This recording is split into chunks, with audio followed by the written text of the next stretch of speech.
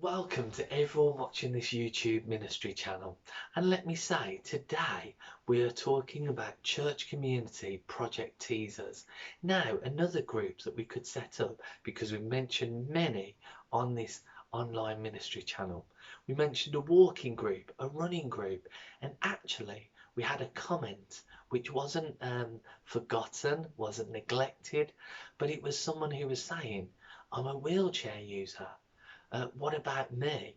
I can't necessarily run or walk in that particular case. Well, in the past, we've set up wheelchair users groups. We've set up a group where wheelchair users can come together and actually combine their skill set and their everything that they've got to offer. And the wheelchair users group around the area that we represented was absolutely invaluable. We found problems that, say, those that don't use wheelchairs wouldn't necessarily encounter, that cars were regularly driving and parking over dropped curbs. So wheelchair users had to go round and find ways of accessing dips in the road, broken bits of curb in order to get about their daily business. That was something that we put right. We started to make dropped curbs far more visible and far more accessible to wheelchair users. Broken curbs that we just mentioned that sometimes wheelchair users had to use, which is absolutely disgraceful. We would talk to the council because they would be highlighted, and then we would actually pull the relevant authorities in to dig up a bit of road, put the appropriate wheelchair access and entry point into the footpaths around the area. And we would make it very user friendly for wheelchair users, and wheelchair users the ability to utilize disabled access toilets, ramps to all the buildings, and in particular the church halls, lifts, and although I wasn't part of a church that put a lift in, I did actually hear of a church that fitted a wonderful lift system that took the user of a wheelchair into that forum, and that was the only way they could access because it was stairs or a lift. So the provision was put there. But of course, ramps and being able to fit ramps that are appropriate, that motorised wheelchairs can go up, that wheelchairs being pushed can go up, and of course, not forgetting and not negating the very basic wheelchairs that require the wheelchair user to actually manually and physically bring themselves up with. My extent of wheelchair use, I was involved in a charity called the Fab Camps, the physically handicapped and able-bodied camps.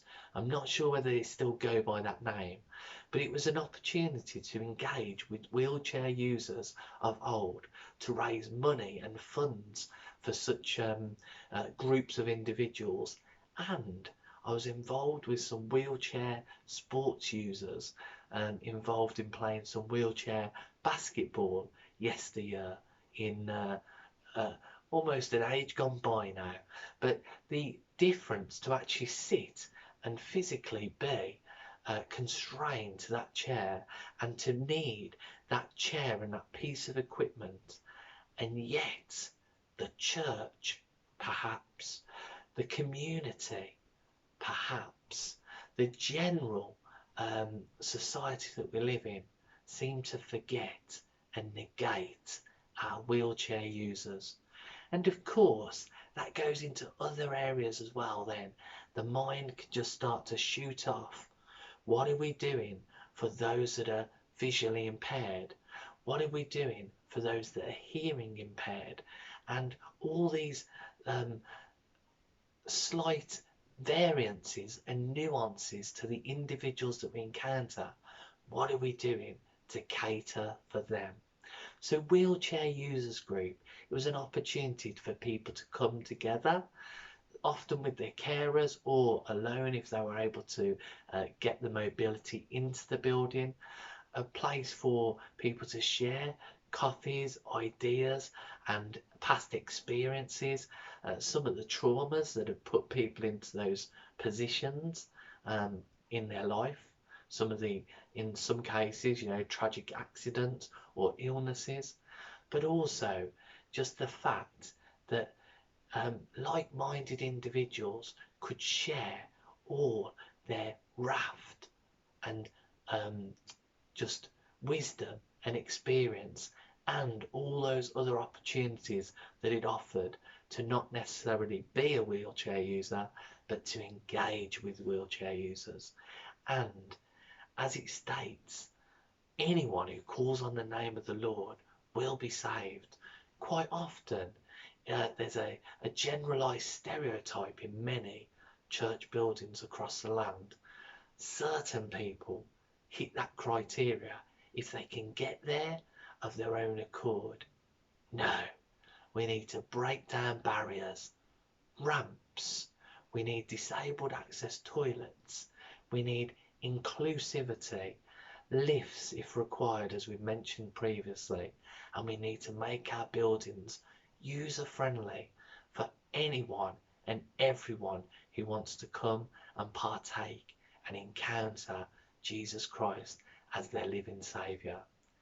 And not to just pull on that one group, as I said, visually impaired, hearing impaired, and all other forms of differences in people's abilities that can then obviously provide the individual with an opportunity to engage. So why not set up a wheelchair user group? Encourage people, those that can actually see things from a different perspective, those that are the users of our footpaths, our drop curbs, and all those aspects, traffic calming. Is it easier to cross the road, to run across, or is it easier in a wheelchair that you're bound to as a vehicle is speeding down the road? And I'm not being light-minded when I say that. I often feel if you were constrained and you couldn't jump out the way of a vehicle, which I've had to do, I've had to hop out of the way in the past, it must be a terrifying experience. We need more traffic calming, more pedestrian crossings for our wheelchair users, and get them engaged, or at least allow them to engage should they wish to. I pray that this has been a eye-opening and a thought process for you. If you need to get in contact with us, do comment, like and share this video. Do contact us through the About section if you need to. If you need any do's and don'ts and advice. God bless you all. Amen.